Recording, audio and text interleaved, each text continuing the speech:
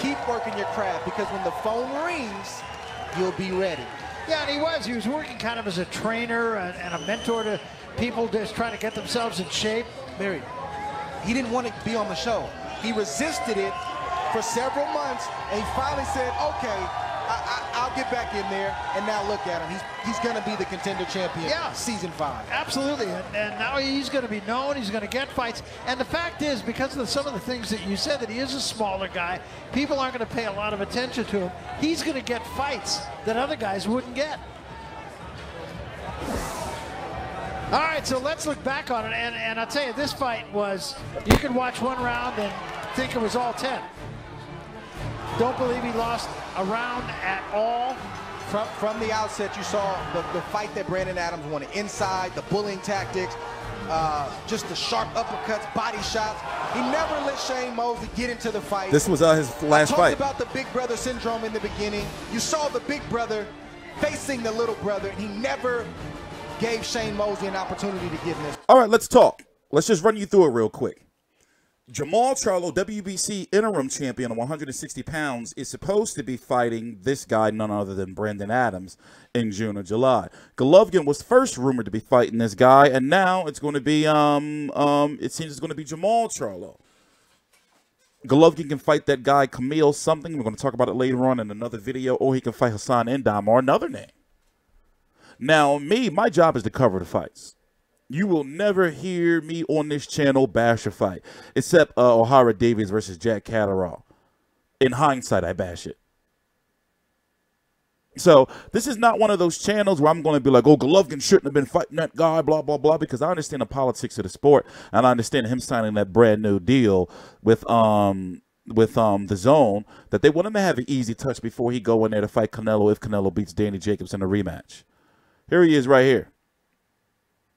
The issue I have with him is that he hasn't had enough experience in the last 3 years, depending on if you want to count his fight against, well, his 4 fights in the Contender tournament that aired on the channel Epics, which is what I got those clips from right there. It was 5 episodes, correct? It was 5.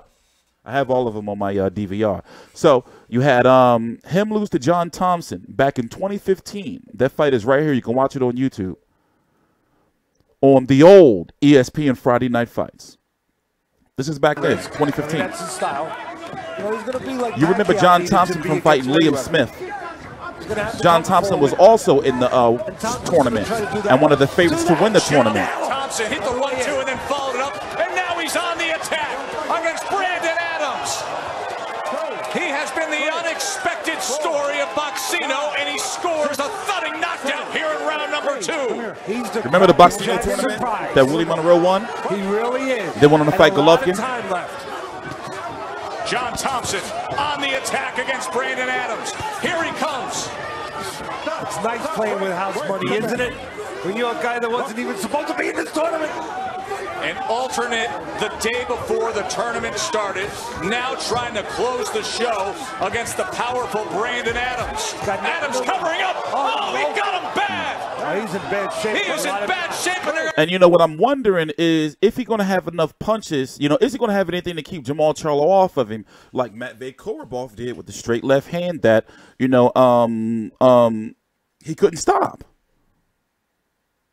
By the way, Korobov is fighting. Remember, he had that controversial. In fact, let's go back down memory lane.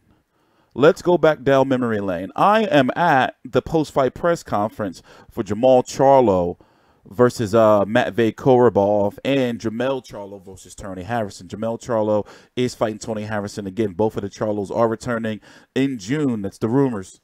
That's what people are saying. That's what the sources or the what do you say? Sources, right? That's the new shit. Sources are saying in June.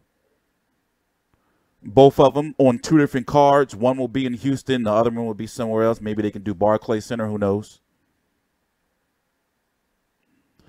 And this is the post-fight press conference. I'm there. I'm sitting right front row. Listen in.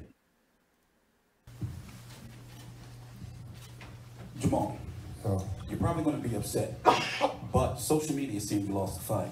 What can you do to fix this? Yeah. I lost the fight too. Social media. I'm saying. What? I'm asking the question. Yeah. What's your social media? Yeah, I never heard of it. Never seen it before, dog. Like, come on, man. Think about it, man. I'm keeping it real, brother. Yeah, you're not. Triggered. Your fan base. Come on, man. Watch out with that. Next question. Some more questions out there. So let me tell you what I'm doing. I'm sitting there front row. I'm scrolling through my phone, and I'm on Twitter, and you know they like Charlo lost, Charlo lost. What the fuck? Boxing is corrupt. Charlo lost, Charlo lost, Charlo lost. And they're saying Charlo won, Charlo won, Charlo won, meaning Charlo Harrison. So I'm like, oh shit. Like I wasn't there trying to be like, you know, like trying to start some shit up, trying to be like a motherfucking cowboy hero. I already told the story many times, but the point I'm trying to make is, from what we've seen from him, I was going to talk about Matvey Korobov. He is fighting May the 11th. What card is this again? On Hurd versus J-Rock. Matvey Korobov returns.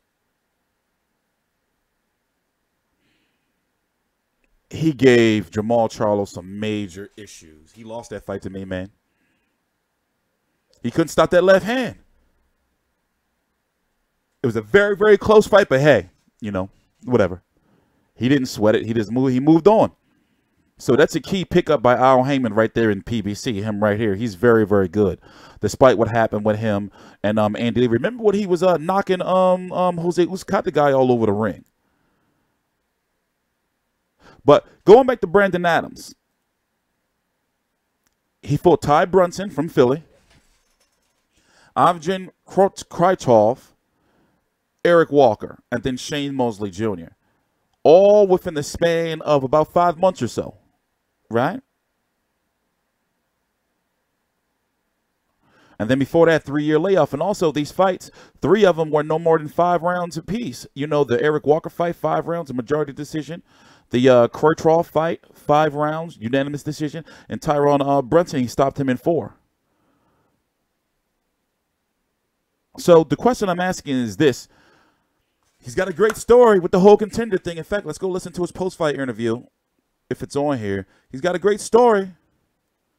You know, but the question is, with the Latin snake, Latin snake, the question is, can he beat Charlo? Here tonight. My camp, everybody who helped me, my team, they pushed me, I pushed them, and it was that 3-year layoff. It was that 3-year layoff. So the 3-year layoff saved your body. You think you rejuvenated? That what you credit this victory with? Yes. Every battle that I had in the house on a tournament was tough. Listen, all the way from Tyrone Brunson, Eugene Keetroff, actually all 15 of the other combatants, they was all tough. And they pushed me and I pushed them, and they helped me reach new heights. Being in this house, dude, man, I wish they stories got out a whole lot more, so you know we could have saw, you know what I'm saying, what was life like for them, for me. You know, that was always in the back of my mind, and it always made me push. Well, Brandon, congratulations on being Season 5 Contender Champion, and we have someone here that wants to show you and present you with something.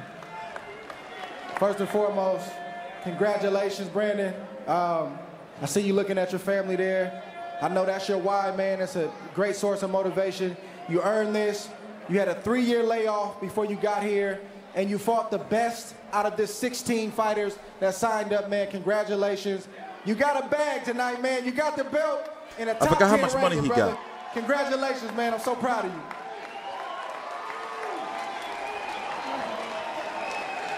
Yeah, I forgot how much he got. You got when you won the tournament, you got the belt, you got a top 10 ranking, and you got a lot of money. I think it was like $250. I forgot how much. You know, correct me if I'm wrong.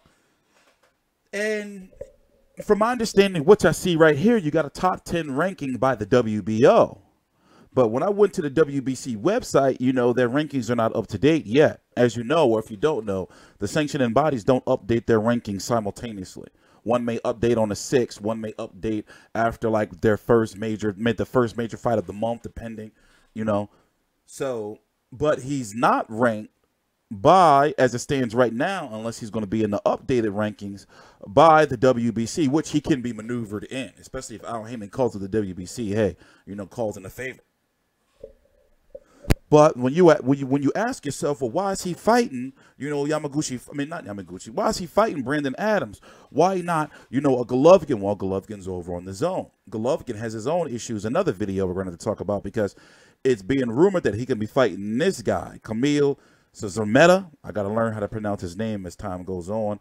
You know, Hassan Ndam is still in the mix. Ryoto Murata, he is political shit would prevent him from fighting either a Jermall Charlo or a Golovkin, because he's with Top Rank and he makes a lot of money, commands a lot of money over there in Japan. Billy Joe Saunders, as you know, BT Sport, ESPN, he is campaigning right now 168 pounds against Shifat Iswafi. Jason Quigley just came off of a fight, so you can consider him somewhat of a prospect-ish. Wait, didn't he just come off a fight? Yeah. He just came off a fight. You know, he's a somewhat prospect-ish, you know, fringe contender, even though he's ranked so high. You have Jack Kouke, who's taking on Sergey Derevianchenko on next week, right? On the undercard of Quillin versus Truax, which will very well be an IBF eliminator, or the winner will go on to fight Caleb Plant. Yep, that's next week. Right now it is, what time is it? 10:25 a.m. Eastern Standard Time, April the 5th, 2019. So it's next weekend. And we're going down the rankings. You know, you have Yamaguchi Falco and Escavilla Falco. They're related. They're brothers, correct? I don't know what they're doing. Stephen Butler. Then you got Matt Korobov. You may say, well, Jermall Charlo should have fought the Korobov rematch. You know, Heyman fighters don't fight immediate rematches like that. You have Luis Arias. What is he doing? But he's over there with Matchroom. I would love to see him fight.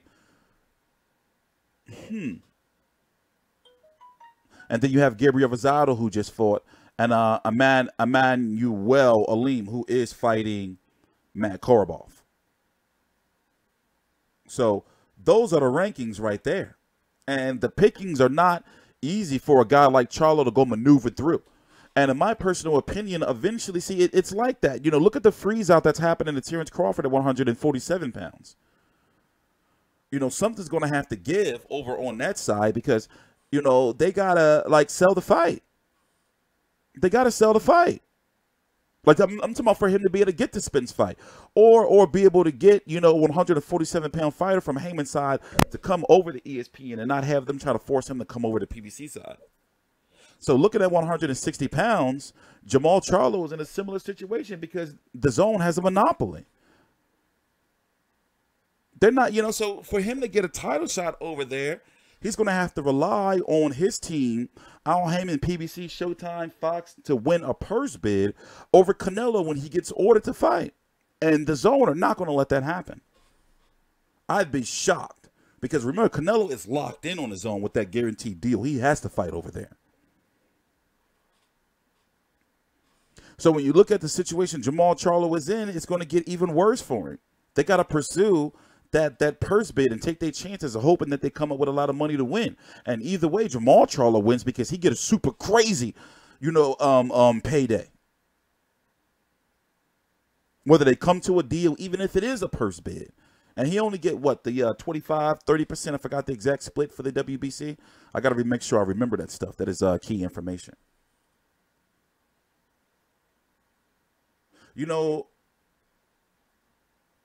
what I was going to say was, which is really shouldn't even be mentioned anymore. It's like the emotional involvement in a lot of, you know, underground media and boxing YouTube media and just media in general in regards to, you know, well, Golovkin was going to fight Brandon Adams before it was even, you know, Charlo's like, why is he fighting this guy, this and that? And then when Charlo goes to fighting, because the pickings are slim.